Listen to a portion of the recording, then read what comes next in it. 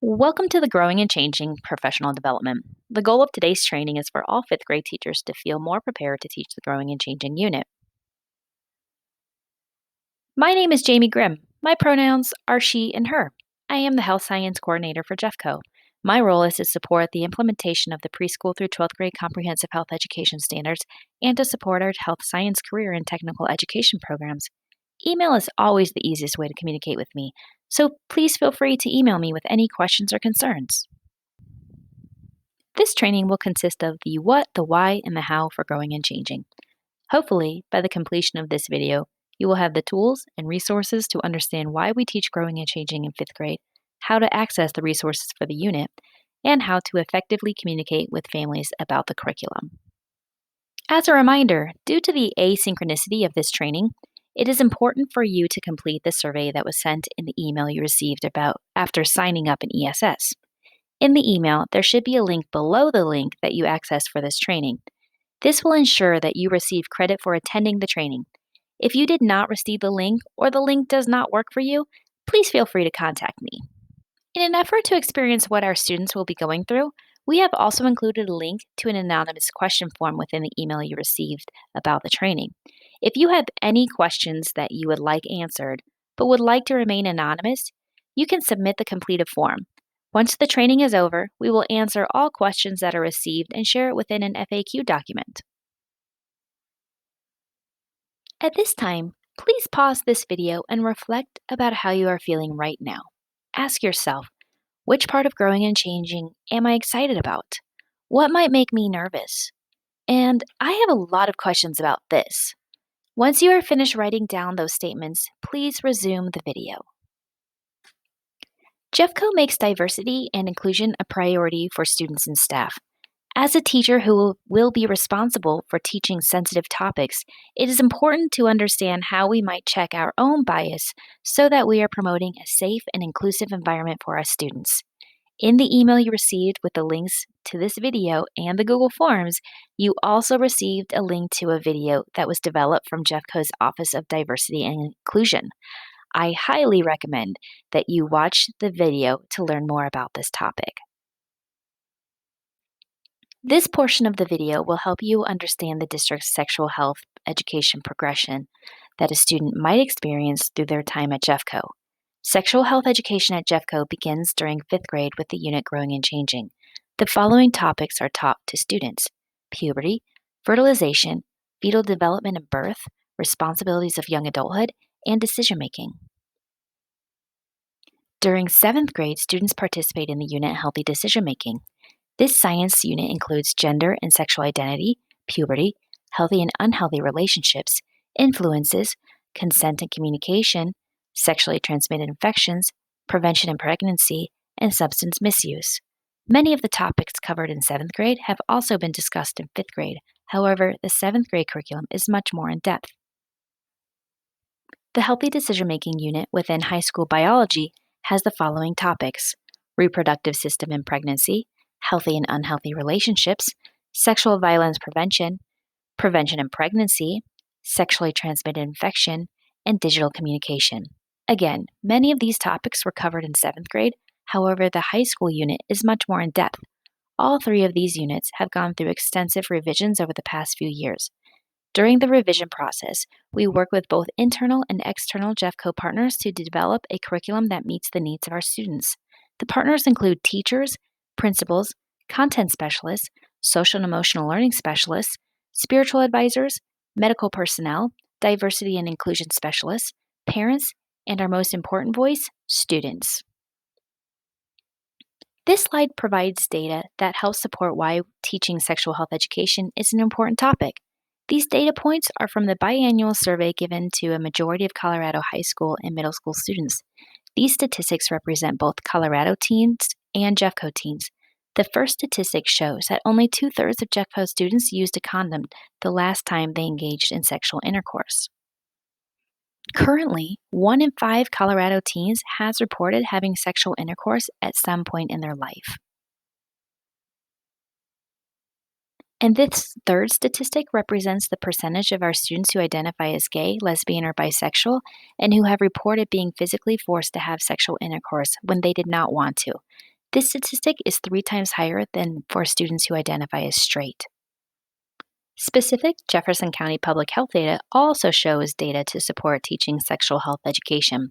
Having a comprehensive sexual health education curriculum that is medically accurate and culturally sensitive has been shown to significantly reduce teen pregnancy and rates of sexually transmitted infection. Jefferson County continues to decrease the number of teen pregnancies and the rate of some STIs. Currently, in Jeffco, 11 of every 1,000 live births are to people aged 15 and 19, and the chlamydia rate is 200 cases per 100,000 persons. Now that we understand some of the statistics, it's also important to understand some of the other reasons why we teach human sexuality education. Jeffco has adopted the policy of implementing all Colorado academic standards. This includes the Comprehensive Health Education Standards, and within the health standards are grade level expectations around the teaching of human sexuality in grades 5, 7, and high school. There's also state law that districts who teach human sexuality education must adhere to. We'll get into more of that and other things listed in the next section. Colorado state law, commonly referred to as HB 19-1032, is a revision from the original statute HB 07-1292. The law is an if-then law, which means that if a school or a district is going to teach human sexuality education, then it must do so in accordance with state law. When this law was revised in 2019, the language was updated to be more inclusive, culturally sensitive, and more aligned to standards. The law requires that schools or districts that teach human sexuality must teach about consent, promote positive youth development, include all forms of pregnancy options, including parenting, adoption, abortion, and safe haven laws, and the law requires the legislator to set aside a certain amount of money for students or districts to apply for in order to develop a human sexuality education program. Now that we know why we teach human sexuality education, let's talk about how we teach the curriculum. When we teach growing and changing, we need to remember to focus on clear health goals. In high school, this might look like reminding yourself that the purpose of teaching this information is to prevent unplanned pregnancy. That's not as much of a concern for us in fifth grade.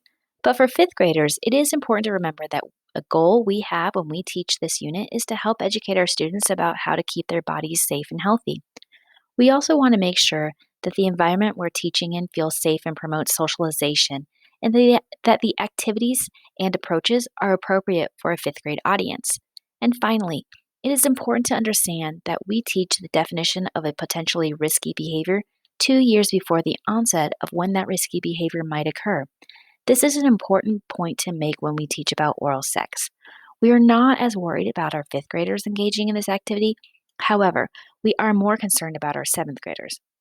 And if we can introduce the topic 2 years before the onset of the risky behavior, we dramatically decrease the likelihood of a young person engaging in the behavior. Obviously, you are the expert in creating the culture in your classroom, and during the unit, you will continue to do the things that promote a positive environment. However, there are definitely some considerations you might want to think about when teaching growing and changing. For one, make sure that each student feels seen and welcome. Also, assess your students' needs.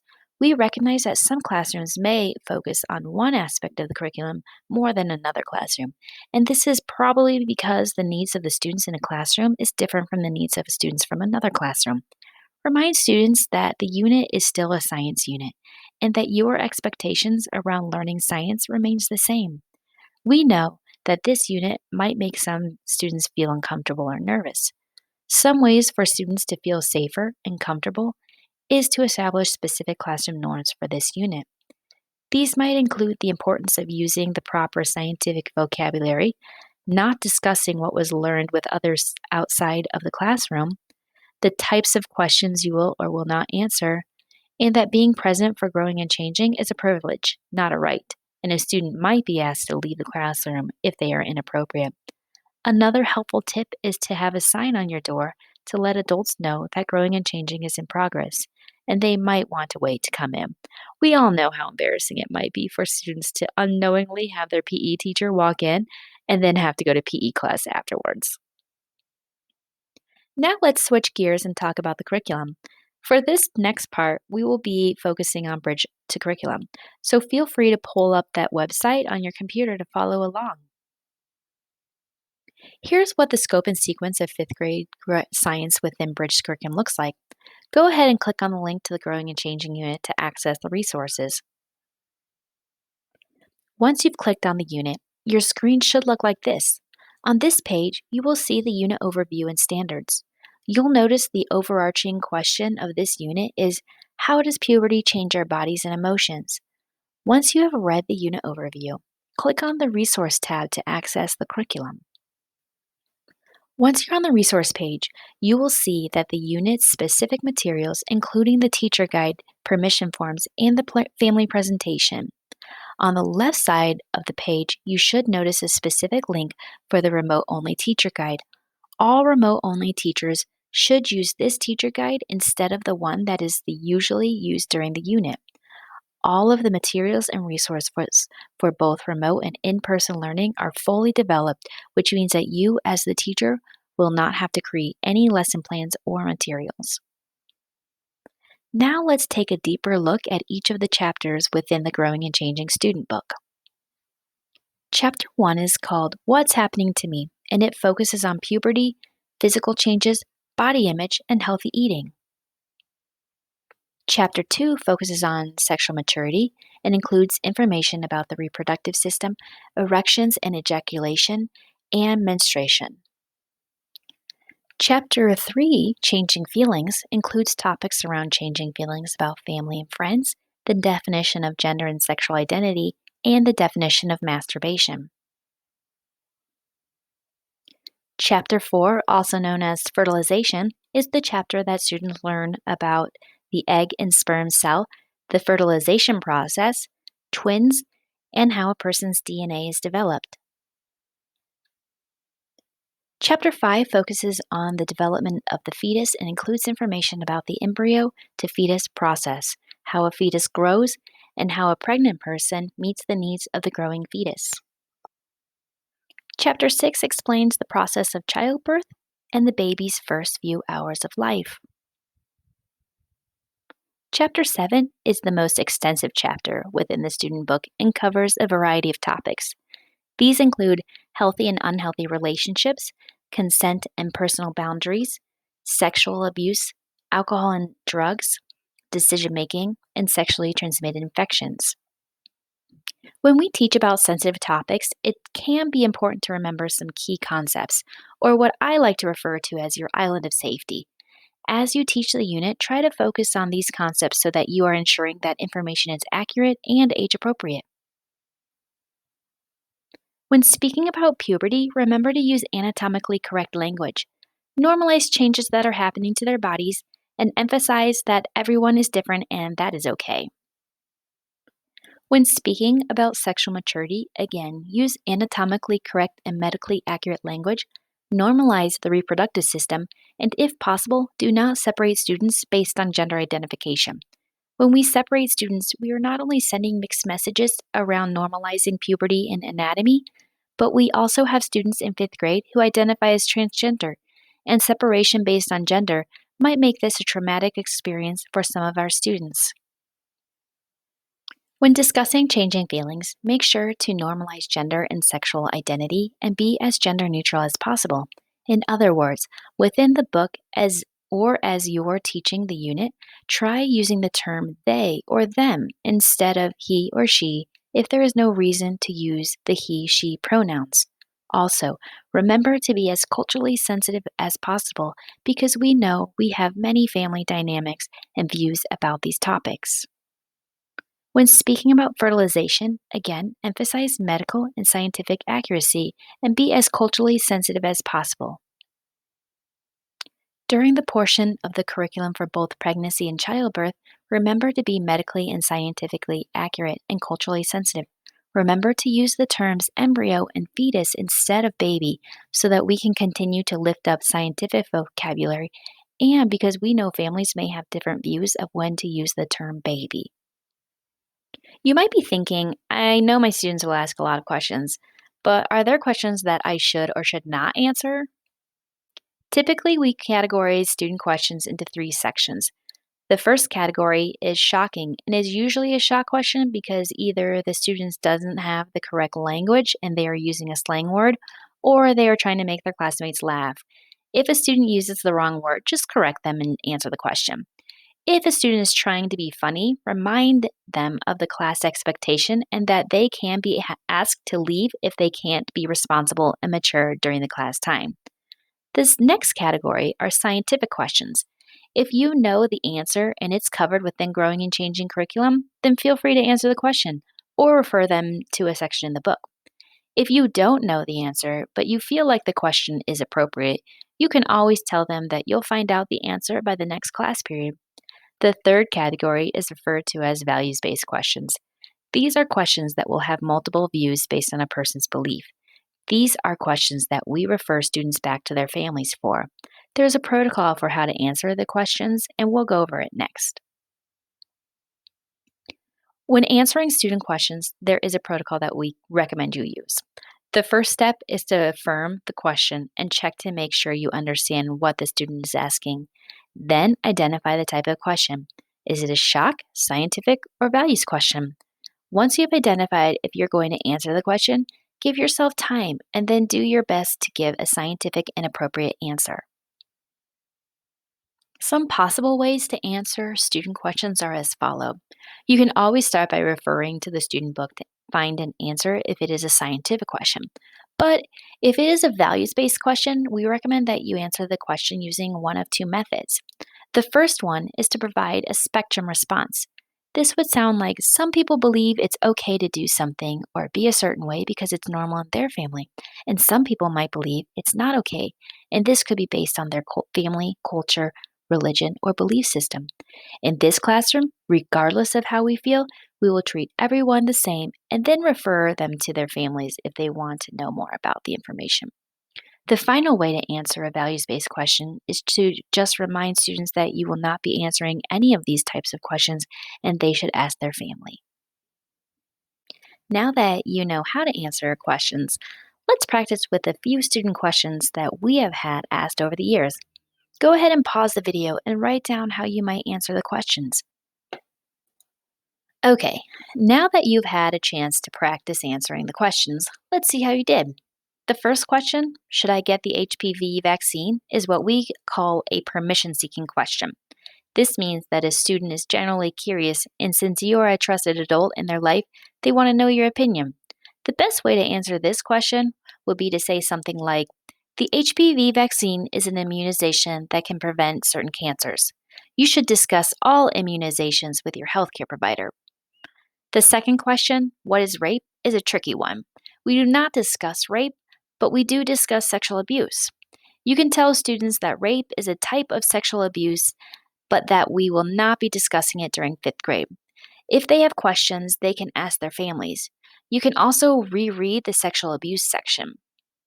The third question, can someone my age have sex? This could be a permission seeking question, or this could simply be a scientific question. I might respond, once a person is sexually mature, then they have the physical ability to have sexual intercourse. However, there are a lot of reasons why a fifth grader should not engage in sexual intercourse, and then refer students to Chapter 7 Responsibilities of Young Adulthood. The next question with a typo, I'm sorry about that, is being gay wrong? Is another permission seeking question. This might be where you use a spectrum response. You could respond by saying, some people might believe being gay is wrong, and this could be based on their culture, religion, or family values. And some people believe that being gay is totally okay. In our country, we have specific laws that protect a person from discrimination based on their sexual orientation. And in this classroom, we will continue to show everyone respect regardless of how we feel. However, this might be a question that you need to ask your family about. And finally, the question, is it normal to have a crush on someone? This question comes up quite often for fifth graders because there is such a large spectrum of maturity and changing feelings that are happening to your students. Remind students that everyone is different and that it is completely normal to not have a crush on someone. For this portion of the video, we're going to discuss the best way to hold your mandatory family meeting. All elementary schools are required to host a meeting for families to learn about the curriculum and to ask questions to their teachers or administration team. We always recommend hosting your family meeting before spring break. This allows families ample time to complete the permission slip and provides you time to feel more prepared to teach the unit. Due to the pandemic, the family meetings for the 2020-2021 school year will be held online. Within the resource section of the Growing and Changing unit in Bridge to Curriculum is the link to the PowerPoint you will use for the family meeting. Please make sure to show the PowerPoint in its entirety so that families are completely aware of all aspects of the curriculum. During the meeting, you will cover why the unit Growing and Changing happens in fifth grade. Then you will go over the curriculum and the table talks. The table talks are conversation starters that are optional homework assignments for students to complete with their family. This is a way for families to understand what is being taught at a particular time and also allows for families to have meaningful conversations about their own family values and beliefs. The meeting will also consist of going over controversial topics and how you will answer student questions. There are four controversial topics that we go over with families during the meeting. These include gender and sexual identity, masturbation, and oral sex. For both gender and sexual identity, we explain to families that we are only teaching the definition of the terms heterosexual, homosexual, bisexual, cisgender, and transgender. When we discuss masturbation, we are providing a scientific, unbiased, and culturally sensitive definition. Oral sex is defined for students within the sexually transmitted infection subsection, and we encourage teachers to emphasize that the reason the topic is defined in the Growing and Changing curriculum is because we are introducing the definition 2 years before the potential onset of the risky behavior. If you're thinking at this point, wow, this is a lot of information, you're not wrong. But I promise, we're coming towards the end. A big concern for teachers and administrators is around establishing your opt out policy. In order for students to be present for the teaching of Growing and Changing, families must complete the permission form that is available within the Bridge to Curriculum resources. These forms are available in English, Spanish, Russian, Arabic, and Vietnamese. Families will need to select that their student will be present for the unit or will be opting out of the unit. Some schools allow families to pick and choose which part of the curriculum they would like for their students to be present for and which parts they would like to opt them out of. And some schools have a strict policy of opting in for all of the unit or opting out of the entire unit. How your school chooses to handle opt in or opt out policies is completely a building based decision.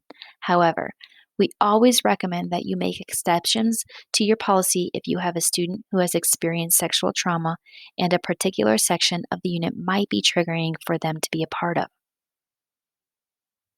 Obviously, this year is like no other year we have had in the past.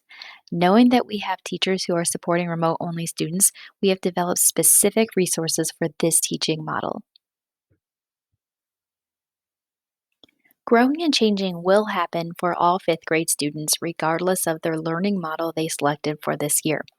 In order to support the added constraints a remote learning environment might create, the remote only teacher guide was developed. The lessons are the same. However, some resources we are anchoring to include the use of Jamboard, Google Docs, anonymous question forms, and breakout rooms if you feel comfortable. Also, within the remote teacher guide, we have included digital family letters and permission slips. There are specific instructions that you will need to follow in order to send this information to your families. However, this information is available in the teacher guide. Wow, you've just gotten through a ton of information. At this time, please pause the video to look at the questions you wrote down at the beginning of the video. Were your questions answered? If they weren't, feel free to contact me. While the video is paused, ask yourself, how am I feeling? And if you're still feeling unprepared or overwhelmed, please reach out to a teammate who has taught the unit, your instructional coach, or building leader, or feel free to contact me. Once this video is over, you will have one more step in order to ensure you receive credit for attending this training.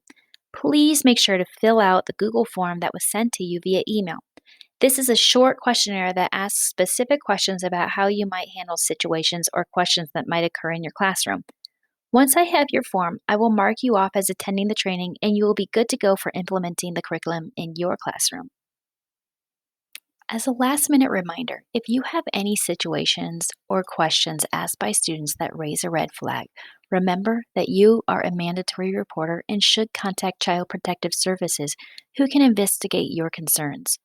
If you are nervous or uncomfortable, feel free to have your administrator or social worker present while you make the call.